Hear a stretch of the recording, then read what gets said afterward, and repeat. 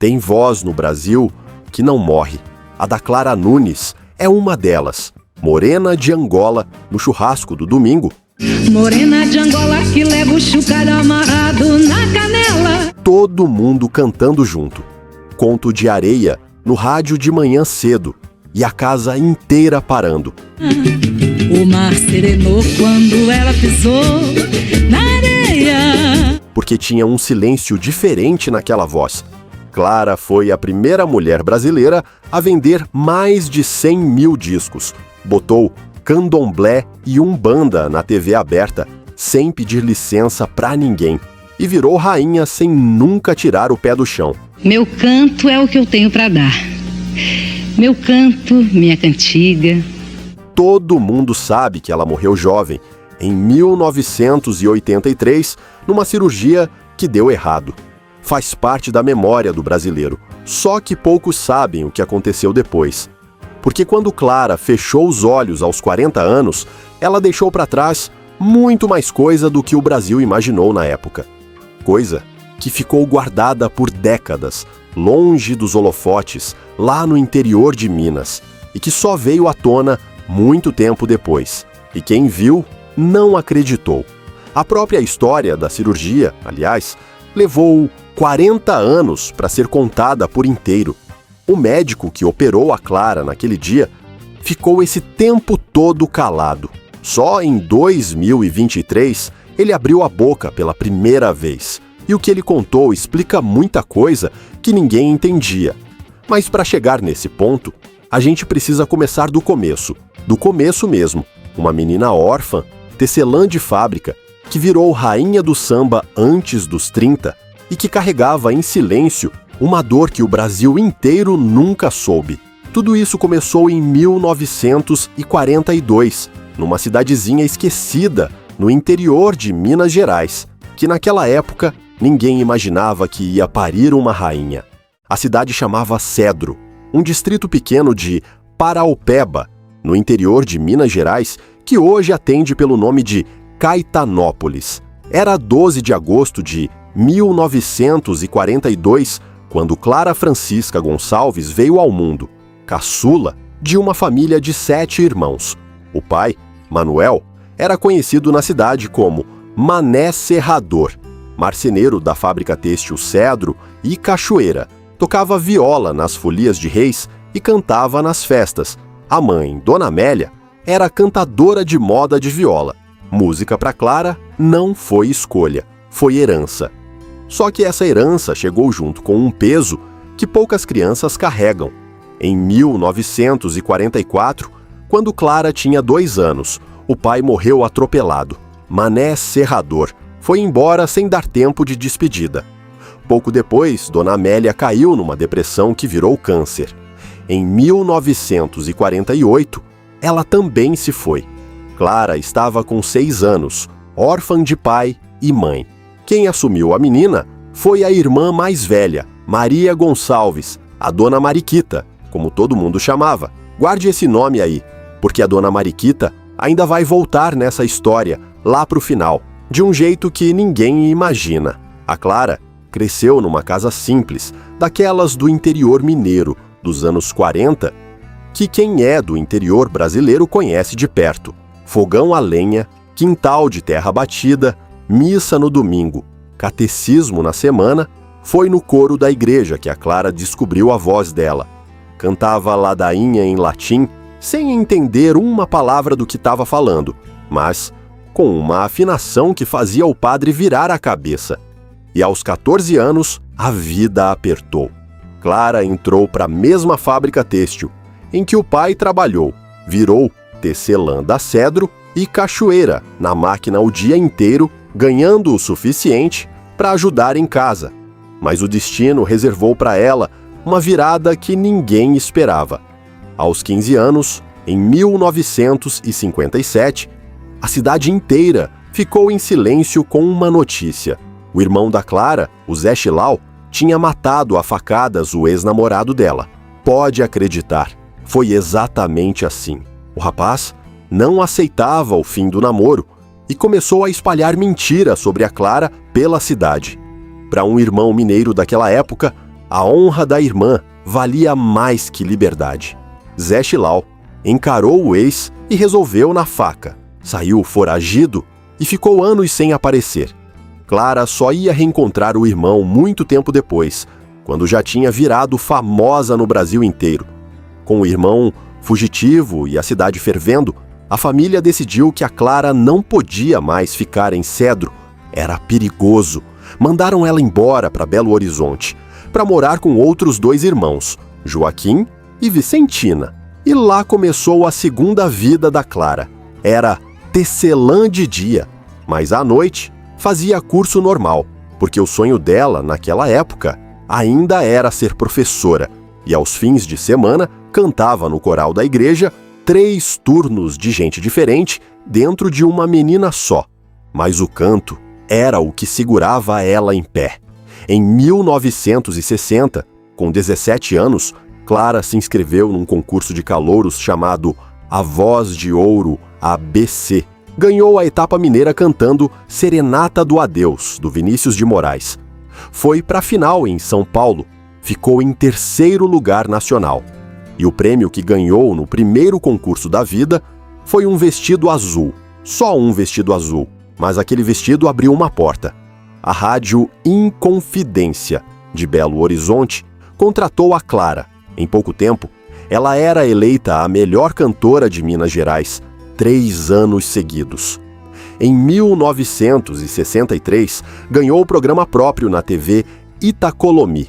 O nome do programa era Clara Nunes Apresenta, e ela tinha 21 anos. Mas Minas estava ficando pequeno demais para Clara. Em 1965, ela botou tudo numa mala e foi para o Rio de Janeiro. Foi morar numa vaga. Quem viveu naquela época sabe o que era isso. Era um quarto dividido com mais gente, em Copacabana, na rua Barata Ribeiro, sem dinheiro para pagar aluguel inteiro, tentando emplacar uma carreira que ninguém ainda comprava. E foi nessa fase, no fundo do poço financeiro dela, que apareceu uma figura que o brasileiro de 50 anos conhece bem: o velho guerreiro Chacrinha. A Clara contou essa história em entrevista, anos depois. Chegou para o Chacrinha e disse: "Chacrinha, eu não tenho dinheiro para pagar o aluguel." E o Chacrinha começou a colocar ela no programa dele, semana após semana, disfarçado de contrato artístico. Mas todo mundo sabia que era ajuda. Era o jeito que o Chacrinha tinha de pagar o aluguel da Clara sem ferir o orgulho dela. Foi a Odeon, gravadora pela qual ela ficaria pelo resto da vida, que finalmente assinou com a Clara. Em 1966, ela lançou o primeiro disco, A Voz Adorável de Clara Nunes. A gravadora queria fazer dela uma cantora romântica, de bolero e canção italiana. Não era ela. E o público sentiu na hora.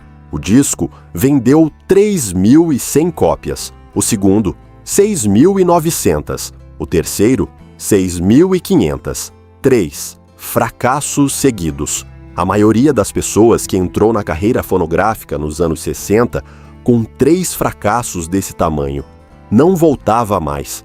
E foi exatamente quando todo mundo achava que a Clara não vingaria como cantora que a história virou. A virada veio em 1971 e veio pela mão de um nome que a Clara nunca ia esquecer: Adelson Alves. Radialista carioca, conhecedor profundo do samba, ele convenceu a Clara a abandonar o bolero romântico e abraçar a música que corria no sangue dela: samba. Eu cantava um outro estilo de música e o Ataúfo sempre me aconselhava. Dizia: Clarinha, canta samba, você tem que cantar música brasileira, você tem uma voz tão boa. Samba de raiz, de quadra, de terreiro. Foi um risco enorme. Naquela época, mulher cantando samba não tinha mercado. O samba era território masculino. Cartola, Nelson Cavaquinho, Candeia, Paulinho da Viola, João Nogueira, os homens. Mulher cantava bolero, canção romântica, MPB suave, samba mesmo, samba pesado, era pra eles. Só que a Clara não tava nem aí. Em 1971, ela gravou o álbum Clara Nunes, com E Baiana e o samba enredo Iluaiê, da Portela. E aí o Brasil começou a notar uma coisa diferente naquela mineira. A Clara construiu uma imagem que ninguém tinha antes. Roupas brancas, turbante na cabeça, fios de conta no pescoço, guias de orixá nos braços, pés descalços no palco, cabelo cacheado, sem alisar. Numa época em que cantora brasileira tinha que parecer estrela de Hollywood para dar certo, a Clara apareceu, vestida como uma filha de santo do terreiro. E falou em alto e bom som: sou espírita, sou da Umbanda, sou do Candomblé. Para você ter ideia do tamanho disso, a gente estava em plena ditadura militar. Cantar candomblé na TV aberta podia te tirar do ar, mas a Clara cantava mesmo assim. Saudava Yansan, Oxum, Ogum, Iemanjá, sem pedir licença para ninguém, sem se desculpar. E o Brasil respondeu. Em 1974, ela lançou um disco que mudou a história da música brasileira para sempre, Alvorecer. Alvorecer vendeu 312 mil cópias só em 1974. 312 mil cópias num único ano. Para ter ideia do tamanho disso, antes da Clara, nenhuma mulher brasileira tinha conseguido vender 100 mil discos. Nenhuma. A Clara não só passou da marca de 100 mil, ela triplicou de uma vez. Foi a primeira mulher do Brasil a romper essa barreira. E quebrou o teto que estava em cima de toda cantora desse país. A faixa título da virada foi Conto de Areia, música do Romildo Bastos e do Toninho Nascimento. Também Menino Deus, do Mauro Duarte, com Paulo César Pinheiro, e o nome da dona Ivone Lara, que a Clara fez questão de revelar para o grande público. Quando pareceu que o menino Deus nasceu, raiou. Foi também ali que apareceu, pela primeira vez nos discos da Clara, o nome de um poeta jovem chamado Paulo César Pinheiro. E aí entrou o capítulo amoroso dessa história. A Clara e o Paulo César se conheceram na quadra da Portela, em Madureira, apresentados pelo Mauro Duarte e pelo João Nogueira. Em 1975, eles casaram. Clara tinha 32 anos, Paulo César, 26. E o casamento virou uma das parcerias artísticas mais bonitas que esse país já viu. Quase toda a música que entrou para a história da Clara, depois disso, saiu da caneta do marido. Canto das Três Raças. Que agonia, o canto do trabalhador. Guerreira. Dentro do samba eu nasci, me criei, me converti, ninguém vai tombar. Portela na Avenida. No carnaval, Portela. Em 75, 76 e 77, o Brasil viu uma coisa que ninguém esperava acontecer. A Clara ganhou o troféu imprensa 3 anos seguidos, no programa do Silvio Santos. Quem é da geração 50+, lembra direitinho. Família reunida em frente à TV e o Silvio anunciando a vencedora. 3 vezes seguidas, foi a Clara. Para você entender o tamanho disso, era praticamente a coroação oficial da rainha da música popular brasileira. E o Brasil inteiro assistiu. Mas ela não parou.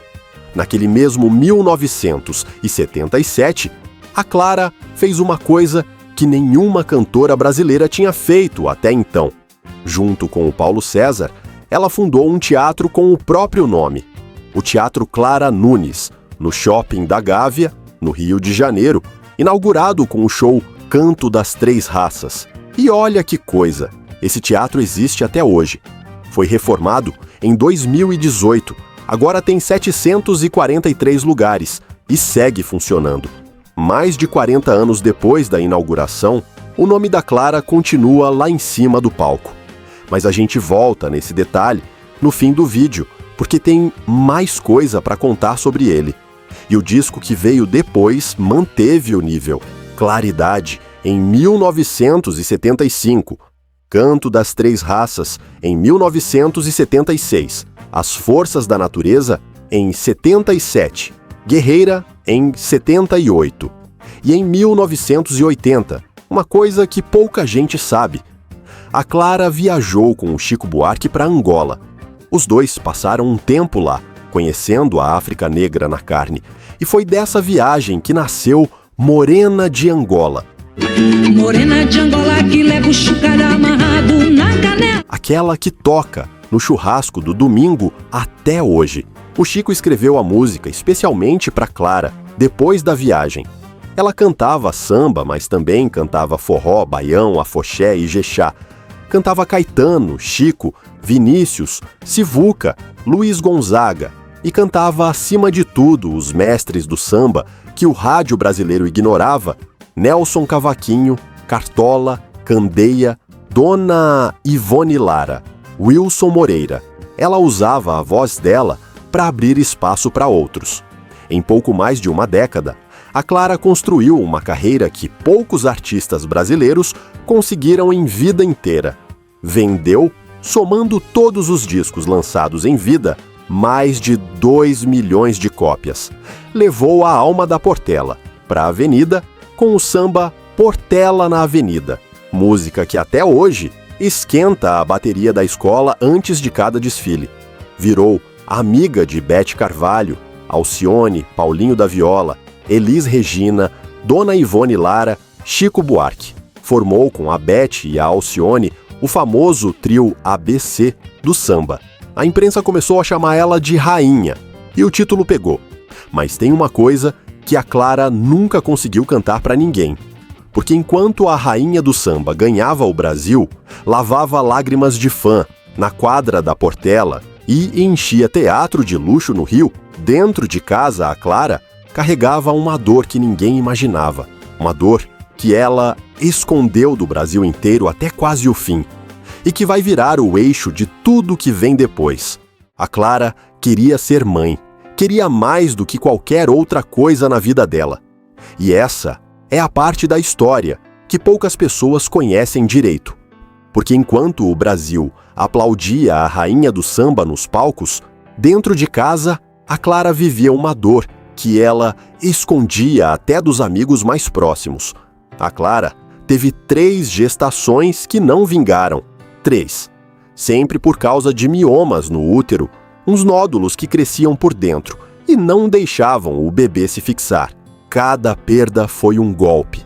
A última, em 1979, foi a mais cruel de todas. A Clara já estava com quase 5 meses de gravidez. Já era um bebê formado, com batimento, com vida, e o organismo dela falhou de novo. Foi naquele ano, depois do 3º aborto espontâneo, que ela tomou uma decisão dolorosa, em sigilo absoluto. Sem contar para a imprensa, sem contar para fã nenhum, a Clara fez uma histerectomia, removeu o útero. Acabou ali num quarto de hospital o sonho de ser mãe. E aí veio um detalhe que talvez seja o mais triste dessa história toda. A Clara tinha uma coleção de bonecas, coleção de uma vida inteira, montada com carinho, que ela pensava em dar de presente para a filha que ainda ia ter. Depois da histerectomia, ela embalou tudo e doou para um orfanato. Foi a maneira que ela achou de fechar aquela porta. E olha o detalhe mais arrepiante. No mesmo ano de 1979, ela lançou um disco chamado Esperança. E a capa do disco mostra a Clara sorrindo, abraçada com 2 crianças. Quem comprou o disco na época achou que era só uma capa bonita. Não tinha como saber que aquilo era uma metáfora cruel da maior dor da vida dela. E como se já não fosse o bastante, em janeiro de 1982, o Brasil acordou com a notícia da morte de Elis Regina. A Pimentinha era amiga próxima da Clara. As duas se ligavam pelo telefone, conversavam sobre tudo. Quando a Elis se foi, a Clara entrou num estado de tristeza profunda. Conta a história que ela teria pedido para o Paulo César uma coisa naquele momento. Disse que se algo acontecesse com ela, o marido não deixasse que a morte virasse circo midiático. Era 1982. Faltava menos de 1 ano para essa promessa ser cobrada. A Clara sempre foi vaidosa. Era da natureza dela. E em meados de 1982, durante uma apresentação em Berlim Ocidental, num festival latino-americano. Ela percebeu uma coisa que ficou martelando na cabeça dela. Tinha varizes aparecendo nas pernas, coisa pouca, quase imperceptível para qualquer outra pessoa. Mas a Clara via, e para ela, isso era inaceitável no palco. Vinha tratando com escleroterapia desde 1979 com um angiologista chamado Antônio Vieira de Melo, indicado pelo próprio ginecologista dela. Tratamento mais leve, na base da injeção, mas no fim de 82, depois do Carnaval de 83, ela decidiu resolver de vez. Cirurgia. Marcou para logo depois do desfile da Portela. A data escolhida foi 5 de março de 1983, sábado, Clínica São Vicente, no bairro da Gávea, Rio de Janeiro. Clara pediu sigilo absoluto. Não queria fã na porta, não queria fotógrafo, não queria gente sabendo. Chegou às 7h50 da manhã, acompanhada de uma amiga de infância chamada Vilarinda, Lalita, como ela chamava. E aí aconteceu uma cena que só foi contada por inteiro 40 anos depois. Antes da cirurgia, teve uma discussão. O anestesista, Dr. Américo Salgueiro Altran Filho, queria fazer anestesia peridural. A Clara não aceitou. Tinha pavor de ficar paralisada se algo desse errado na peridural. Exigiu anestesia geral e foi firme. Disse que se não fosse geral, ela ia embora ali mesmo. O médico cedeu. Era a Clara Nunes. Ninguém ia mandar a rainha do samba para casa sem operar. Às 10h30 da manhã, ela entrou na sala de cirurgia. O anestesista olhou para ela e disse uma frase que ficou na história: "Tenha sonhos coloridos". Foram as últimas palavras que a Clara ouviu acordada na vida. Uma hora depois, dentro daquela sala de cirurgia, a Clara teve uma parada cardíaca, choque anafilático ao alotano, o gás anestésico usado naquela época. O corpo dela rejeitou. O médico que operou, o Dr. Antônio Vieira de Melo, contou tudo só em 2023, numa entrevista para o Fantástico. Olha as palavras dele. O sangue dela estava um pouco escuro. Ela estava com taquicardia. Cheguei a fazer injeção intracardíaca de adrenalina. Ela voltou.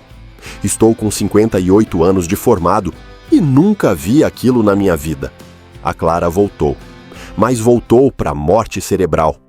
E aqui entra um detalhe que faz qualquer um arrepiar. A Clara permaneceu 28 dias em coma profundo, dentro da CTI da Clínica São Vicente. A morte cerebral tinha se instalado imediatamente, mas só foi detectada 10 dias depois. Por quê? Porque o tomógrafo da clínica estava quebrado. Pode parar e ler de novo, porque eu sei que você não acreditou. O tomógrafo da clínica, onde uma das maiores cantoras do Brasil estava entubada, estava quebrado. Tiveram que mandar a Clara para a Santa Casa de Misericórdia para fazer o exame, 10 dias depois. A imprensa acampou na frente da rua Engenheiro Alfredo Duarte, no Jardim Botânico, onde a Clara morava com o Paulo César, e também na frente da clínica. Os boatos começaram a correr de um jeito que hoje a gente conhece bem com o nome de fake news. Mas aquilo era 1983. Não tinha internet, não tinha celular. Mesmo assim, espalharam de tudo. Disseram que a Clara tinha tentado suicídio. Disseram que tinha sofrido agressão do marido. Disseram que era overdose. Disseram que era um aborto mal sucedido. Coisa impossível, porque ela tinha tirado o útero 4 anos antes. Cada boato pior que o outro. E o Paulo César, do lado de fora da clínica, ouvindo tudo. Enquanto isso, dentro da CTI, o terceiro andar da clínica virou ponto de peregrinação. Elisete Cardoso passou os dias rezando. Grande Otelo apareceu. Fafá de Belém, Paulinho da Viola, Alcione, Bete Carvalho, Chico Buarque, Dona Zica do Salgueiro. Pais e mães de santo levavam ervas. Tentaram acupuntura com um chinês chamado Mr. Wu. Levaram um curandeiro das Laranjeiras chamado Lourival de Freitas, que ficou conhecido como o Bruxo. Cada um tentando, do seu jeito, salvar a rainha. Não teve jeito. Na madrugada de 2 de abril de 1983, sábado de Aleluia, exatamente às 4h30, o coração da Clara parou de vez. Samba está de luto. Com a morte de Clara Nunes, a portelense mais famosa da escola, Madureira chorou. Insuficiência cardíaca. A dona Mariquita estava do lado, segurando a mão da irmã, e disse uma frase que ficou para a história. Estou aqui, filhinha. Você estava me esperando, não estava?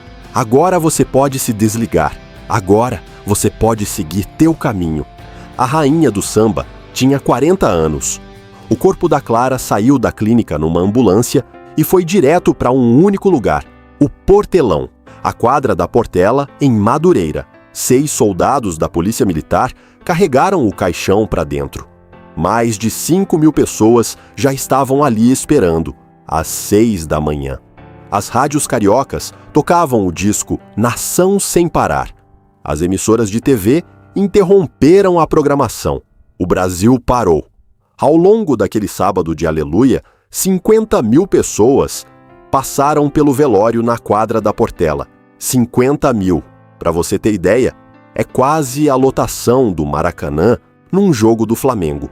Tudo isso para uma cantora que morreu aos 40, sem televisão dando flash o tempo todo, sem internet, sem rede social, só boca a boca e rádio. E aí teve a coincidência mais arrepiante de toda essa história. A Clara tinha gravado, anos antes, uma música chamada A Última Morada. A letra dizia assim: quando eu morrer, quero uma batucada para me levar à minha última morada. Naquele dia, foi exatamente o que aconteceu. A Portela acompanhou o caixão dela, cantando, batendo tamborim, levando a rainha para o cemitério São João Batista, em Botafogo, debaixo de aplauso. Era a profecia se cumprindo, palavra por palavra, na voz dela mesma. A Clara foi enterrada às 6h da tarde, coberta com 5 bandeiras: Clube do Samba, Portela, Mangueira, Caprichosos de Pilares e Império Serrano. As escolas inimigas do carnaval carioca, todas juntas, cobrindo o caixão dela. Mas a história da Clara Nunes não terminou ali no São João Batista, porque o que ela deixou para trás é tão impressionante que demorou décadas para vir à tona. E o que aconteceu com o legado da Clara, depois daquele sábado de Aleluia, é uma história que pouca gente no Brasil conhece direito. E aí fica a pergunta que ninguém respondeu direito durante anos. O que sobra de uma rainha que morreu aos 40 anos, no auge da carreira? A maioria das pessoas, quando ouve falar em artista famoso que morreu jovem, pensa imediatamente em mansão de luxo, em joia cara, em carro importado, em conta bancária milionária. Faz sentido pensar assim, porque é o que a gente vê acontecer com a maioria dos artistas grandes desse país. Silvio Santos, Roberto Carlos, Xuxa, todo mundo conhece o tamanho do patrimônio que essas figuras construíram. Só que com a Clara, a história era completamente diferente. A Clara nunca foi figura de ostentação. Não tinha mansão, não tinha jato, não tinha carro importado de luxo, não tinha joia cara em cofre, não tinha conta bilionária guardada fora do Brasil. Ela morava numa casa simples, na rua Engenheiro Alfredo Duarte, no Jardim Botânico do Rio, com vista para a Lagoa Rodrigo de Freitas. Casa boa, casa de classe média alta, mas não casa de rainha. Não tinha nada parecido com o que o brasileiro imaginava. E aí veio a primeira surpresa. Não teve disputa de herança, não teve briga de família na justiça, não teve advogado, não teve escândalo na imprensa. Como a Clara não tinha filho, o espólio ficou principalmente com o Paulo César Pinheiro, o viúvo, e com os irmãos sobreviventes. E o Paulo César tomou uma decisão que mostra o tamanho do homem. Ele entregou praticamente tudo o que era da Clara: fotografia, disco de ouro, vestido, documento, troféu, instrumento, tudo para Dona Mariquita, a irmã mais velha, a mesma que tinha criado a Clara depois que os pais morreram. E aqui é que essa história fica realmente impressionante. A dona Mariquita levou tudo para Caetanópolis, lá no interior de Minas, e começou a guardar tudo, pedaço por pedaço, com um cuidado que só uma irmã teria. Guardou na própria casa e ficou guardando por décadas. Pode prestar atenção no que vou contar agora, porque é a parte da história que faz qualquer brasileiro abrir a boca de espanto. A quantidade de objeto que a Clara deixou e que a dona Mariquita conservou na casa dela em Caetanópolis passa de 6.000 peças. 6.000. Para ter ideia do tamanho disso, são mais peças do que muito museu de cidade grande tem no acervo. E tudo isso ficou parado na casa da irmã durante mais de 30 anos. E o que tem dentro desse acervo é coisa de arrepiar. Tem disco de ouro original, daqueles certificados que a MI dava na época. Tem o troféu Roquete Pinto e o troféu Imprensa dos anos do programa do Silvio Santos. Tem fotografia da infância, do casamento, dos bastidores das gravações. Tem documento pessoal, passaporte, carta, cartão postal. Tem partitura escrita à mão. Tem turbante usado em apresentação histórica. Tem vestido branco rendado, sandália, chinelo, bolsa. Tem fios de conta, búzio, concha do mar. Tem instrumento musical, atabaque, agogô. E tem uma coisa que talvez seja a mais íntima de todas: o oratório doméstico da Clara. Aquele cantinho de fé que ela tinha em casa. E olha o detalhe: no mesmo oratório, dividindo o mesmo altar, tinha Nossa Senhora Aparecida e tinha imagem de Oxum, de Iansã, de Ogum, de Oxalá, tudo junto, sem separação, sem hierarquia. A fé da Clara inteira, costurada na mistura mais brasileira que existe.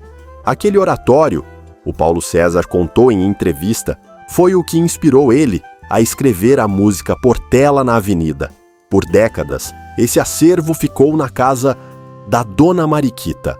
Ela cuidava de tudo, como se fosse a coisa mais sagrada do mundo. Quem chegava em Caetanópolis e queria ver, ela mostrava, mas era tudo guardado na casa dela mesmo, sem museu, sem visitação oficial, sem nada. Até que em agosto de 2012, na véspera do que seria o 70º aniversário da Clara, finalmente inauguraram o Memorial Clara Nunes, em Caetanópolis, na rua Fernando Lima, número 250, no centro da cidade. O sobrinho da Clara doou o imóvel. Conseguiram R$250 mil de verba para reformar. Uma equipe da Universidade Federal de São João del Rei passou anos higienizando e catalogando aquele acervo todo. Mais de 6.000 peças catalogadas, com mais algumas centenas ainda sendo enumeradas até hoje. Em 2017, a dona Mariquita morreu. Tinha cumprido a missão da vida dela. Guardou a irmã para a eternidade. O acervo passou para o sobrinho da família, o Márcio Guima, músico. Em 2022, a Prefeitura de Caetanópolis restaurou a casa onde a Clara morou na infância e abriu para visitação como ponto turístico-cultural. E aquele teatro que a Clara fundou em vida, em 1977, no Shopping da Gávea, está lá funcionando. Foi reformado em 2018, aumentou a capacidade para 743 lugares e segue recebendo espetáculo no Rio de Janeiro até hoje, mais de 4 décadas depois de inaugurado. O nome da Clara em cima do palco todo dia sem parar. Mas tem uma coisa que ficou da Clara que vai além de qualquer memorial, vai além de qualquer teatro. E é uma coisa que precisa ser contada com cuidado, porque envolve devoção, fé, mas também envolve um problema sério que aconteceu recentemente, quando a Clara foi enterrada naquele sábado de Aleluia de 1983, no cemitério São João Batista, em Botafogo. Ninguém imaginava o que ia acontecer ali nas semanas seguintes. Aquele túmulo, no meio do cemitério mais famoso do Rio, começou a receber gente, muita gente. E aí veio o detalhe arrepiante. Não era só fã que ia visitar. Eram filhas e filhos de santo levando vela, levando flor branca, levando oferenda, pais e mães de santo de terreiro do Rio inteiro, de Minas, de São Paulo, começaram a chegar lá. Porque para esse pessoal, a Clara não tinha morrido. A Clara tinha virado uma coisa que no candomblé chama ser de luz. Tinha virado entidade, energia ancestral. E até hoje é assim, décadas depois. O túmulo da Clara virou um dos pontos mais visitados do São João Batista. Para você ter ideia, é o segundo túmulo mais visitado do cemitério inteiro. Só perde pro do Cazuza, que está enterrado ali também, a poucos metros da Clara. Coincidência ou não, 2 ídolos brasileiros que morreram jovem, deitados pertinho um do outro, recebendo flor todo domingo de gente que nunca conheceu eles na vida. Mas em julho de 2023, esse túmulo virou notícia por um motivo bem diferente. Algum vagabundo invadiu o cemitério, foi direto na sepultura da Clara e arrancou as argolas de bronze do túmulo, levou embora para vender por uns trocados, provavelmente como ferro velho. 40 anos depois de morta, a Clara teve que aguentar isso, argola arrancada da sepultura. E até hoje, ninguém foi preso. Ninguém respondeu, ninguém devolveu. O caso simplesmente sumiu do radar. Aí fica a pergunta: quem deveria cuidar disso? A família que mora em Minas? A escola de samba que herdou ela como símbolo? A prefeitura do Rio? Tem quem diga que é responsabilidade da família. Tem quem argumente que é dever da cidade preservar quem virou patrimônio do Brasil. E aí fica a discussão para você nos comentários. Mas tem uma coisa que continua viva, do jeito que a Clara ia gostar: a Portela.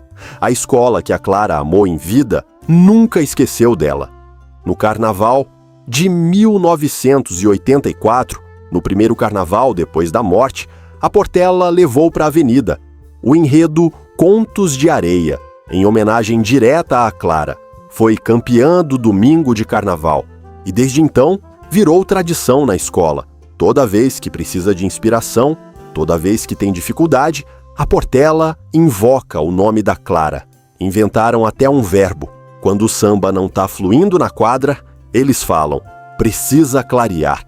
E todo portelense entende. Em 2019, a Portela levou a Clara Nunes como enredo central na Sapucaí. Na Madureira moderníssima, eis sempre de ouvir cantar um sabiá. Sonho antigo da comunidade que demorou décadas para acontecer e não parou aí, porque a influência da Clara passou para a geração seguinte de cantora brasileira: Mariene de Castro, Maria Rita, Tereza Cristina, Roberta Sá, Fabiana Cosa, Mônica Salmazo, todas se reconhecem como herdeiras da Clara. Em outubro de 2025, a Ivete Sangalo subiu no palco em São Paulo com uma turnê inteira inspirada na Clara. O nome da turnê é Ivete Clareou. As 5 primeiras datas venderam mais de 54 mil ingressos. Numa entrevista, a Ivete disse uma coisa que mostra o tamanho do que a Clara construiu. Falou que Conto de Areia foi a primeira música que ela aprendeu a cantar inteira na vida, ainda criança. Então repara só, uma menina órfã que nasceu numa cidadezinha do interior de Minas em 1942 e que morreu aos 40 anos numa cirurgia de varizes, ainda hoje, mais de 40 anos depois, enche teatro, vende ingresso, inspira escola de samba, recebe flor no cemitério toda semana e tem um memorial inteiro, guardando os 6.000 pedaços da vida dela em Caetanópolis. E aí, depois de tudo isso, você para pensar uma coisa. Todo mundo entrou nesse vídeo querendo saber o que tinha de absurdo no que a Clara Nunes deixou para trás. E faz sentido pensar assim, porque a gente vive numa época em que sucesso virou sinônimo de patrimônio, de imóvel, de número em conta bancária. Só que a Clara nunca jogou esse jogo. Não tinha mansão, não tinha jato, não tinha cofre cheio de joia. O que ela deixou foi outra coisa. Uma coisa que dinheiro nenhum compra. Deixou turbante virado peça de museu. Deixou fios de conta virado patrimônio cultural brasileiro. Deixou uma irmã guardando cada vestido dela com lágrima nos olhos durante mais de 30 anos. Deixou um túmulo no Rio onde gente que ela nunca conheceu acende vela toda semana, há mais de 4 décadas. Deixou a Ivete Sangalo subindo no palco em 2025 e dizendo que aprendeu a cantar ouvindo ela. Deixou a Portela inteira inventando um verbo só para ela, clarear. E aí você para pensar, quanta gente hoje em dia se mata para deixar dinheiro, herança, bem material. A Clara, que poderia ter feito isso, escolheu deixar outra coisa. Escolheu deixar a voz, a fé e o amor de um povo inteiro que nunca esqueceu dela. O luxo verdadeiro da Clara não estava no que ela tinha, estava no que ela era. E talvez seja por isso que ela continua viva no Brasil até hoje. Agora me conta nos comentários, qual música da Clara Nunes mais te marcou na vida? Morena de Angola? Conto de Areia? O Mar Serenou? Canto das Três Raças? Escreve aí embaixo qual delas te leva, direto para alguma lembrança da sua casa, do seu carro, da sua família, e aproveita para responder também. Quem você acha que deveria cuidar do túmulo de uma artista que virou patrimônio do Brasil? A família, a escola de samba, a Prefeitura do Rio? Porque desde 2023 ninguém foi preso pelo vandalismo e o caso simplesmente sumiu. Se essa história te tocou, deixa um like. Isso ajuda demais o canal a chegar em mais gente que viveu essa época. E se você ainda não é inscrito, aperta o botão aí embaixo para não perder os próximos vídeos. E no próximo vídeo a gente vai contar a história de outro artista que marcou o Brasil, que viveu a glória e a tragédia na mesma intensidade da Clara e que tem um segredo nos bastidores que pouca gente conhece. Te espero lá.